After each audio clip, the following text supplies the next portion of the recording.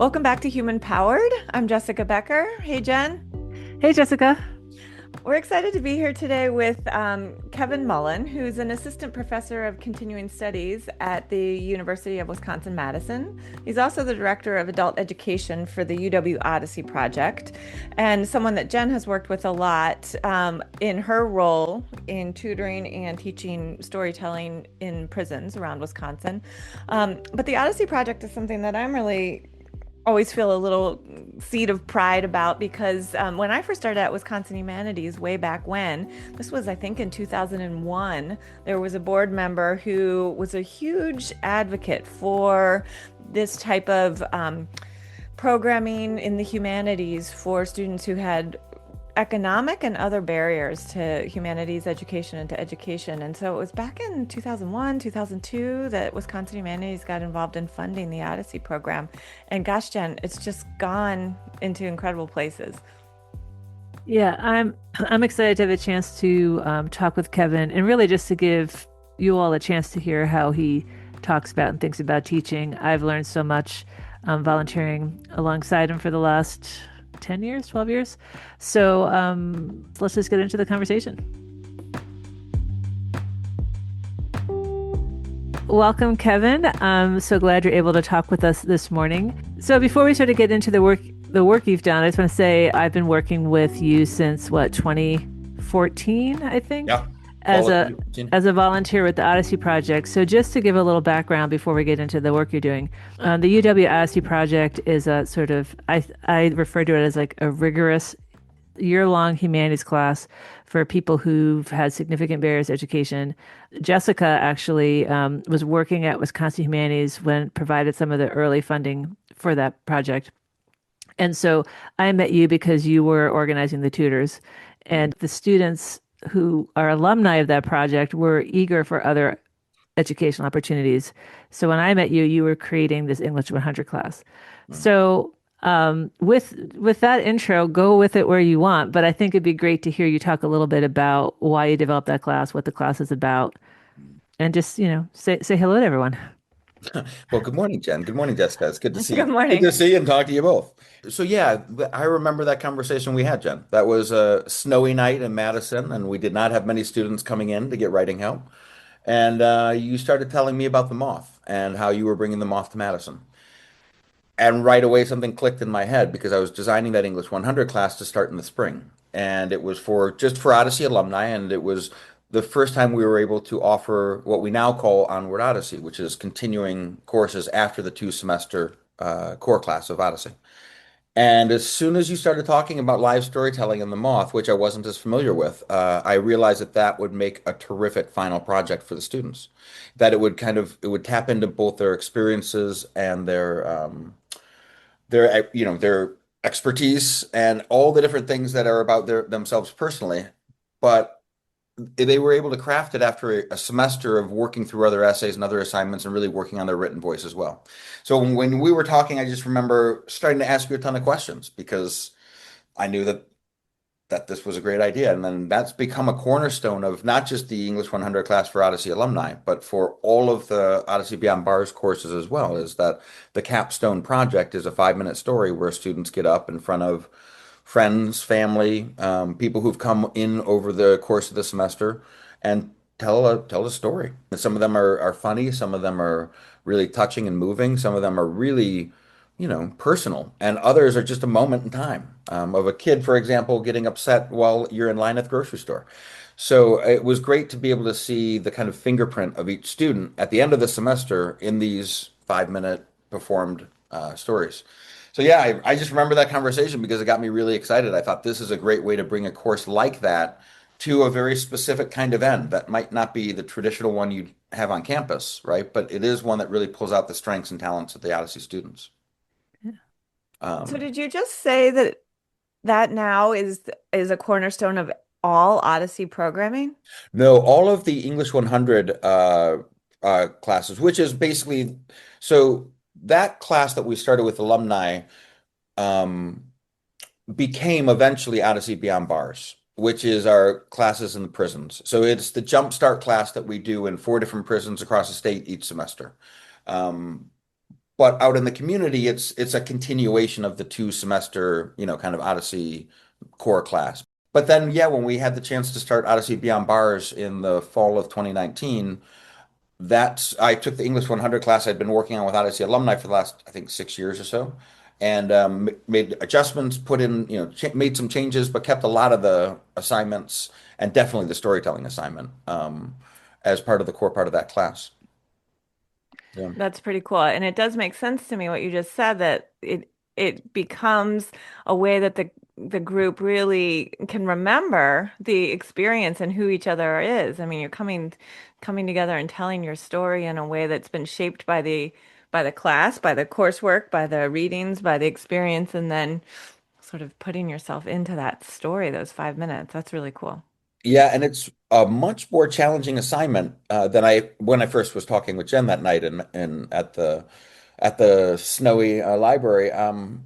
It's a much more challenging assignment than I had thought it would be. And the students themselves are very intimidated by it. At the very beginning of the semester, when I say, by the end, you'll be telling a 5 minute story in front of your classmates, families, friends, um, they kind of freak out Yeah. because it's a really intimidating assignment. And I thought to myself after the first semester, I was surprised by how difficult it was, and then I thought, well, wait a second, would I do it?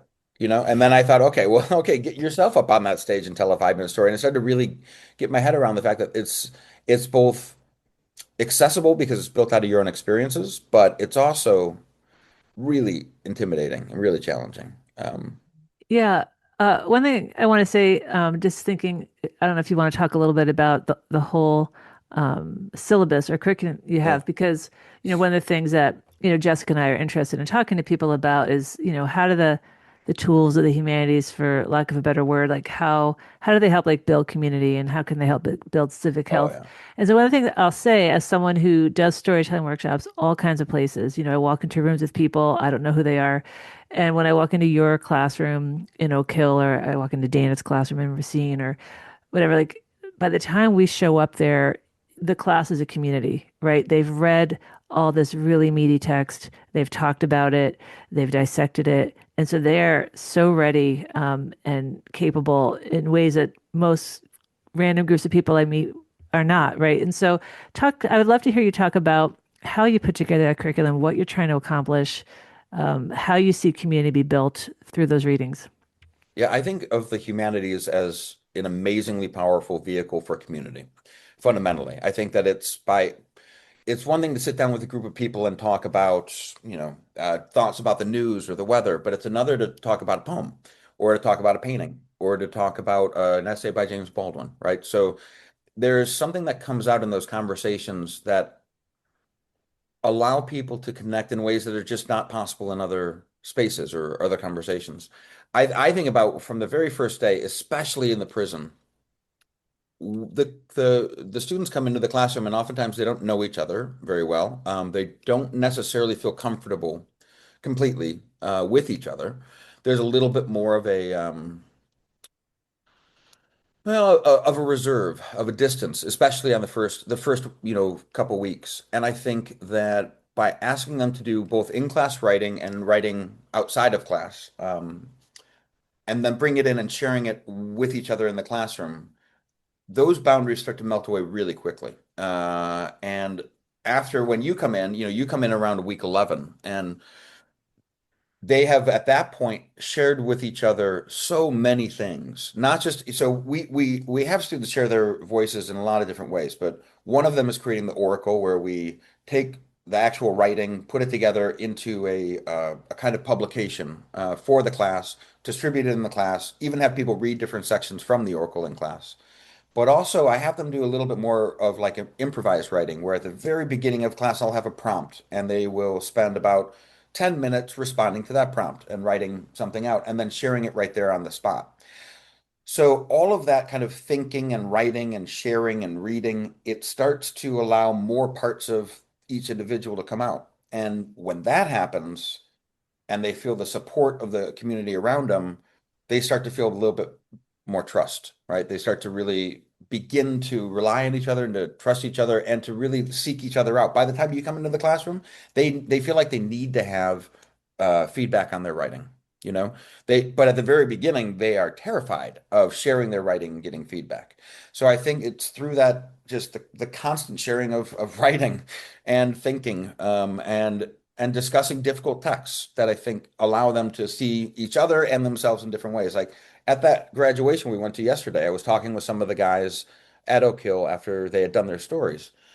And each one of them said that through that class, they not only like really connected as a community and as a group, but they found out stuff about themselves that they had never said before or articulated before, that they hadn't thought about before. So I think that there's just so much sharing of thoughts and ideas in that classroom, that by the time the storytellers come in, they are more, they trust each other, so they can take risks. They feel a sense of belonging with each other, so they don't worry about whether or not they don't say something perfectly, because they trust each other. And they know that the rest of the class is there to support them, and knowing that allows them to, yeah, take some pretty big risks.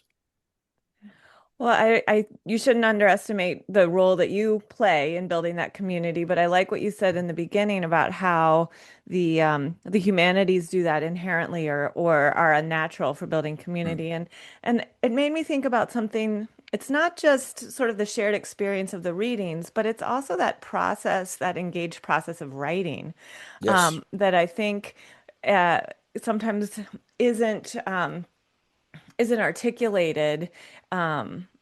And because we think of writing as a creative thing, but it's also an experience of getting to know oneself, that is Uh-huh. is really a humanities experience. That's where the humanities then is personal, Yeah. and then that sharing makes it community Yeah. building. Then you're bringing it into an experience that you all get to learn from. But what you just said about how people realize things about themselves through that writing process, I think is really important to understand that the humanities has both that personal and that community building side. Absolutely. And I think, we can talk in conversations, and you can say things, and sometimes you think you might have said something really, insightful or poignant or whatever. But it's ephemeral, right? It's all like it's within the confines of the conversation. When you sit down and write, you have to ask yourself, what am I really trying to say?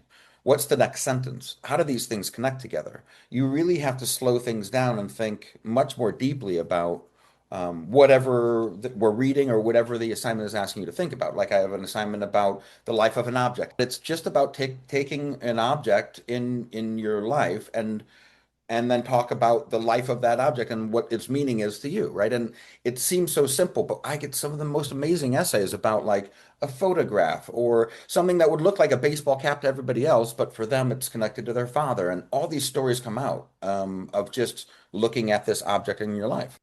So yeah, I think writing slows down the thinking process. It really makes you say, okay, well, what do I really think here, right? Instead of just talking and then being done talking, it's like Mhm. I'm producing an artifact on a piece of paper that is going to be representing my thoughts. So I really want to think it through. And I do think that allows for much more deeper engagement with the text or the ideas.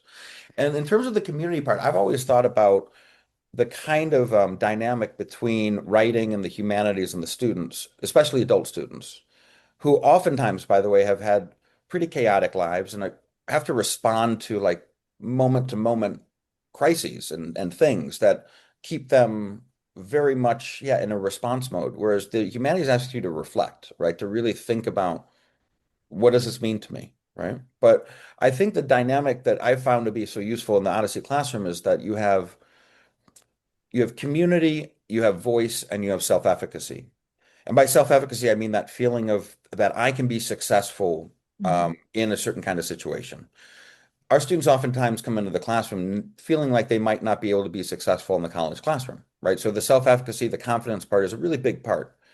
But in between that kind of like, so you have voice, where you bring your voice out into the conversation, you read something that you wrote, it's scary, but you do it, and then you get that community response that's really supportive, that says, "Oh, I really like how you said that," or "I had a similar thought," or whatever it is that's affirming, right? So you have voice, and then the community, and then that self-efficacy is like, "Wow, I actually can do this. Maybe I can be successful at that." And those 3 points just kind of bounce around over the course of 15 weeks and grow. So the stronger the community, then the more, then the voice gets into more difficult, challenging territory, and then the sense of self-efficacy grows. So throughout all the circulation of writing and reading that we do in the classroom, those three things really start to build. And by the time you're at the end, you have a really strong community, right? You have people who feel comfortable sharing their ideas publicly. And then you also have the sense amongst people who, at the very beginning of the semester, I asked the question for the in-class writing, are you a writer, right?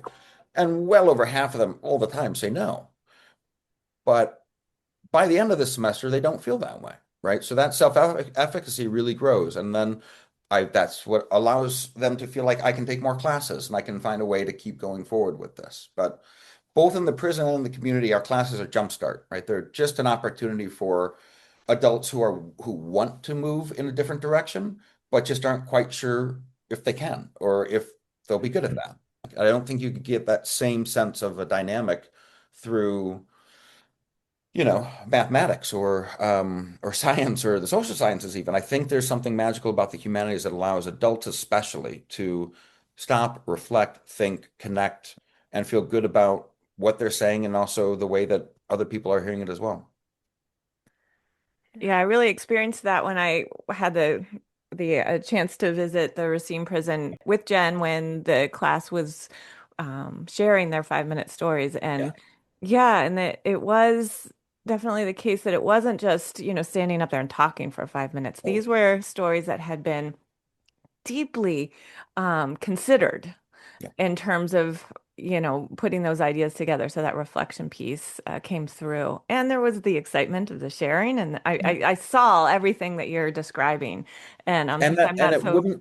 it wouldn't have been possible without the 15 weeks Yeah. that lead up to it. You know what I mean? Like Mhm. they wouldn't have trusted each other enough. I'm so glad that you were able to go to one of those graduations because I think they're just incredibly powerful events, like Oh moments. yeah. Yeah. I felt so grateful to get to experience it because unlike you and Jen, I just hear about this, right? And Mhm. so to actually get to be in the room with the students at who are still incarcerated, but were part of the class. It was very meaningful and very moving, and brought it all the things you've just explained Mhm. into reality for me. Yeah. Just to give an example of how the humanities can really not only kind of build community, but allow people to really take the moment to reflect on their own experiences is we read the Allegory of the Cave, right? Plato's Allegory of the Cave. And that's a text that resonates really deeply with a lot of the students. And here Mhm. it's what, almost 3,000 years old. But and it's from a totally different country. But when they read through that dialogue, I've heard from them and I've seen that it happen, things kind of click into place where they start to understand the different kinds of caves they've gone through in their lives, right? And that's what I asked them to work on as they read the text is to think about moments where they had been in caves in the past where they felt as though the world around them was telling them what was real, but they weren't able to actually find out for themselves. But what's amazing is they can see caves all over the place in their lives, right? And they can see that, for example, social media is a kind of cave where you feel as though you're absorbing a view of the world that you have no control over, or or actual literal moments in their lives where they were going through a period where they knew they weren't seeing what reality was. They knew that they were seeing the kind of shadows and puppets, right? But and then they come in and talk about it, and they talk about their caves, and they talk about the moments where they did find themselves in there. And suddenly the text isn't just a text. It's a little bit of a portal or like a keyhole into a much larger set of experiences. And when they share that with each other, that's when they really start to form a community, right? They start to really because they hear each other's caves. They know what each other is talking about. And they can see that it takes a lot of courage to talk about those caves that you've been in, right? So I think it's amazing what even just one text can do. And I was in Oak Hill one time, and I saw a student from a previous year who is now finishing up his associate's degree. And right away he said, "Hey, Dr. Mullen, he's like, I keep thinking about those caves, man. I'm seeing those caves all over the place, but I keep taking classes. I'm getting out of them. I'm continuing to move forward. And it was like you start to see it as such a real way of looking at experience or your life, right? It's not just a text. It's something that can help you put into focus the chaotic experiences you've had in your life, right? So anyway, I just want to give a specific Yeah. example of like how something like that can happen with just a single text. I would be happy to hear you talk about your teaching all day long because, I mean, even just like tutoring alongside you, I've learned so much about teaching. But I think we should move into some of the other Yeah. elements of the work you do. I'm enjoying listening to the way you think about all of this. And you've been with Odyssey for a long time, so you've kind of seen the evolution of the programming. Yeah, Emily started the program in 2003, and we just finished our 23rd year. We're going to be starting our 24th. And when I joined, it was the beginning of year 11, and I was just a writing tutor for Odyssey that Emily had asked the person who was running the writing center on campus if two of the tutors could work with the Odyssey students. And I was lucky to be one of those two tutors. But at the time, it was, the 2 semester class and childcare, but it has grown so much during the last, what, 13 years or so. Um, and now is everything from 6 months old, it goes all the way through the lifespan. So we have 6 different programs. It's the core Odyssey class, Odyssey Junior, which is from basically 6 months to 18, all about 6 or 7 different classrooms that are all focused on different arts enrichment and humanities stuff but it's fun. It's not for credit. It's more for just really engagement. And then we have Onward Odyssey, which is all the classes for alumni. We now have about somewhere between 2 and 4 courses per semester that are UW courses that our students can take for free with the childcare and meals. We also have Odyssey Beyond Bars, which is in the prison, that's bringing some of these humanities and writing focused work to incarcerated students. And we have Odyssey Senior, which is working with elders in the community that is also not for credit, but it is a chance for them to engage with conversations around different different forms of art. We bring in somebody who's talking about music, another who's talking about paintings, and I come in and do different writing exercises. And it's great to watch these communities form all across the lifespan, where there is no, and so, like I said, some are for credit, some are not for credit. It's not always about that, but it's really about the connecting with each other and with our own ideas, right? So being able to yesterday go from a graduation for incarcerated students to a bunch of teens who were so uncomfortable with each other at the beginning of the year, and now have formed this really cool community and supportive community. And in both spaces, one of the cool things was if anybody started to stumble while they were reading what they had prepared, the rest of the community supported them right away and encouraged them with the, yeah, you've got this. Come on, you can do it. And there is this sense of like, we are in this together. And to see that happen in all of these different spaces, all these different ages, is just a spectacular thing to see. But it does show the power of the humanities at every age, all the way through the life.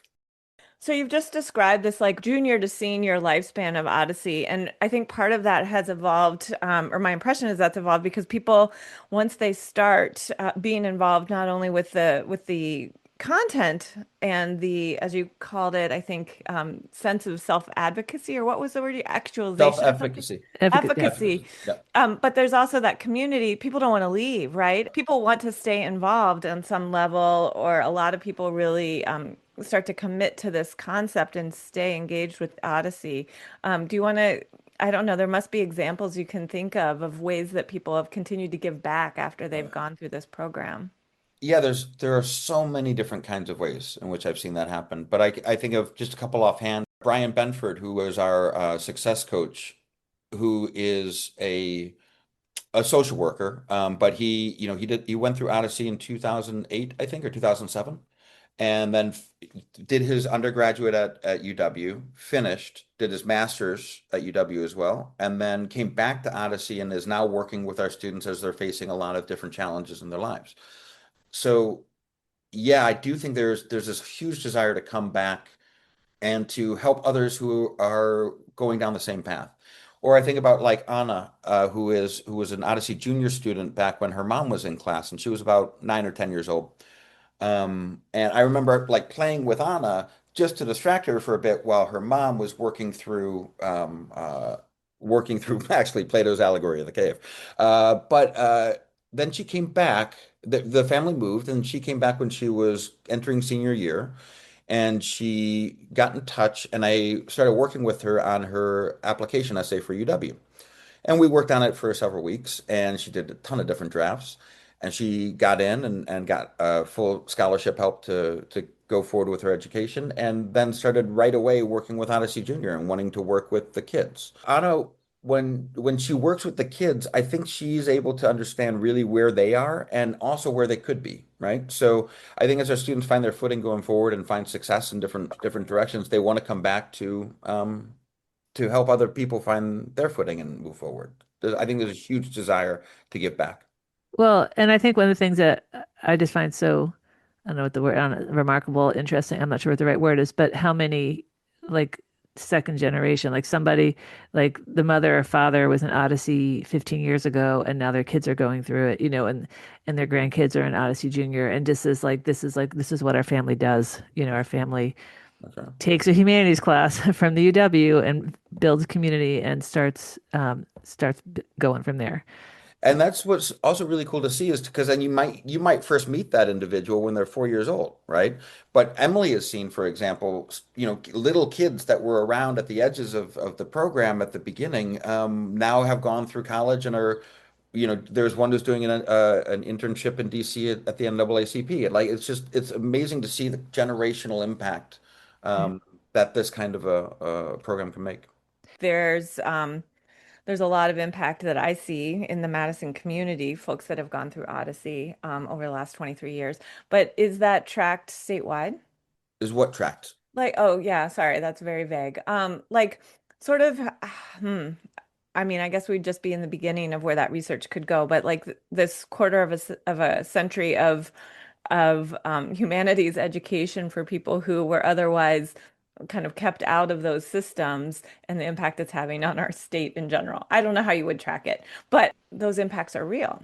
Absolutely. I mean, because I think on the immediate level, you see it in terms of the individual and their families, right? But I think you're exactly right. I mean, seeing Corey Saffold, who's an alum who was on the Board of Regents and was, he was in the room as the state is making decisions about where the university system goes in the future, right? So I definitely think there are impacts, many that we don't even see.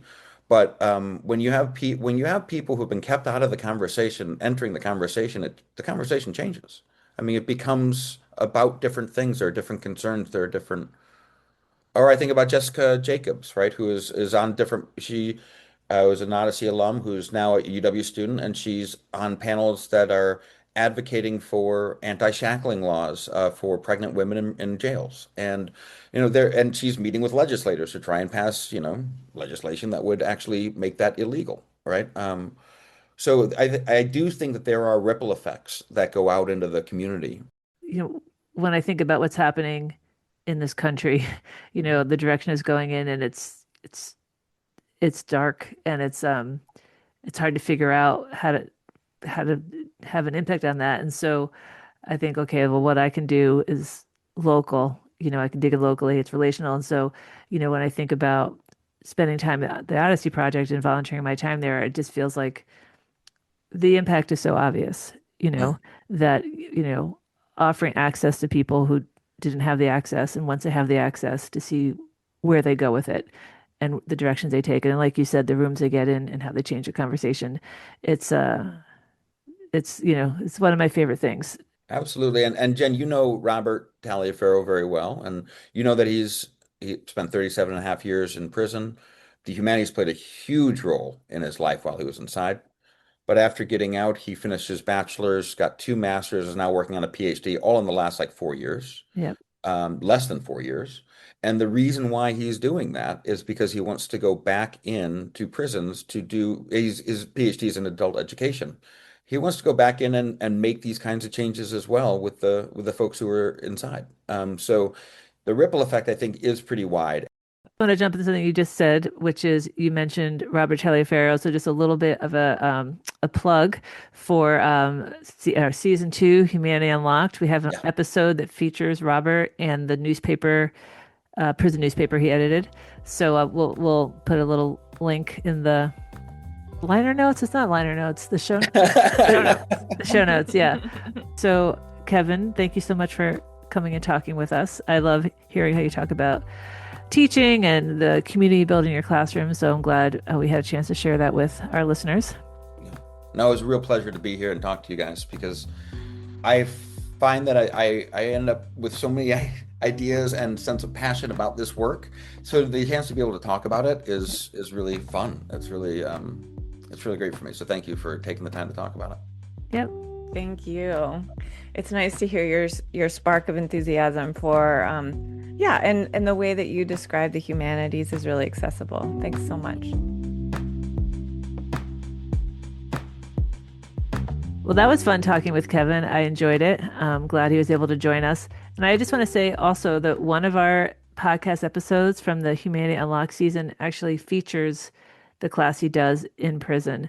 So if you want to hear him talk about it a little bit more, you can listen to, I think it's a 5 minutes in a mic episode. Yeah, there's some stories there too, because it's really nice. I love how he brought in real examples and having heard some of these stories, both in the podcast itself and luckily for me, one time in person, they're very impactful. So I highly recommend listening to that episode. And I think that Kevin's explanation of what the humanities are and why it matters and why it's meaningful comes through in the actual stories that people tell. So I highly recommend listening to those stories. Well, thanks for listening, everybody. And this episode and all of this season of Human Powered is audio produced by Chrissy Widmeyer. And we're grateful to Wisconsin Humanities for keeping Human Powered alive. And thanks for listening. Yep. See you next time.